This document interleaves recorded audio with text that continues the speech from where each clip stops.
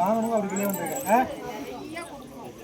வாங்கணும் அப்படி வெளியே வந்துருக்கேன். அப்படி வெளியே இருந்தா சாப்பிட்ட போறவங்க எல்லாருக்குமே இருக்கு.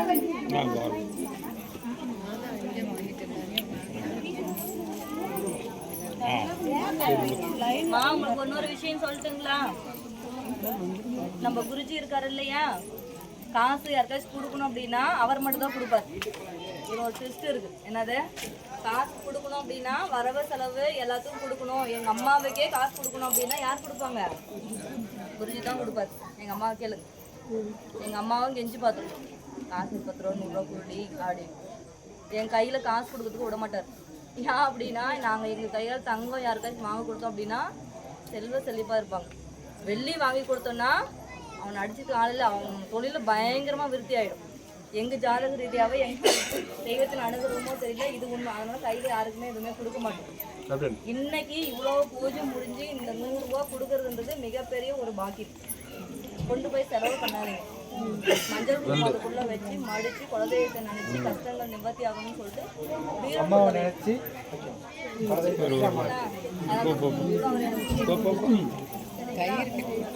கயிறு கட்டுறியா? சொன்ன உடனே கூட தாசின்னு இருக்குது.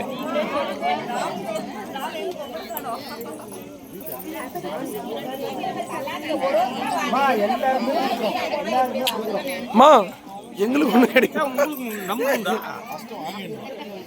இப்ப நான் போறேன் பாருங்க.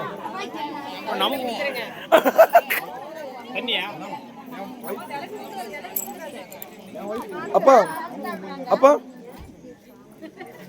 எங்களுக்கு ஒண்ணு கிடைக்குமா? யாருக்கிட்ட செல்லு கொடுத்துட்டு வர்றாருங்க. கேமரா கொஞ்சம் இரு, நான் வாங்கிட்டு வந்துடுறேன். உங்க எடுத்து வரேன். எந்த ஆலயத்திலும்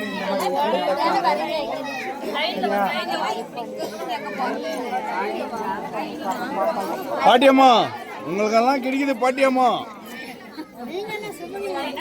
என் ஒய்ஃபுக்கு ஏமா லைன் வராங்களா? எல்லாரும் லைன் வராங்களா? எல்லாரும் லைன் வராங்க. ஏமா அப்படி போயிடணும், இப்படி வராதிங்க, அந்த பக்கம் போங்க. எல்லாம் லைன்ல வாங்க, லைன்ல வாங்க.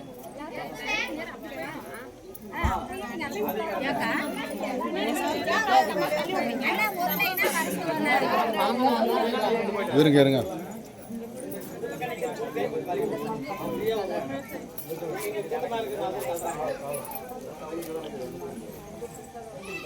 டோன்ட் வரி, எல்லாருக்குமே இருக்கு. எந்த ஒரு ஆலயத்திலும் எந்த ஒரு மனிதத்தையும் இந்த மாதிரி ஒரு விஷயம் பத்திரமா கொண்டு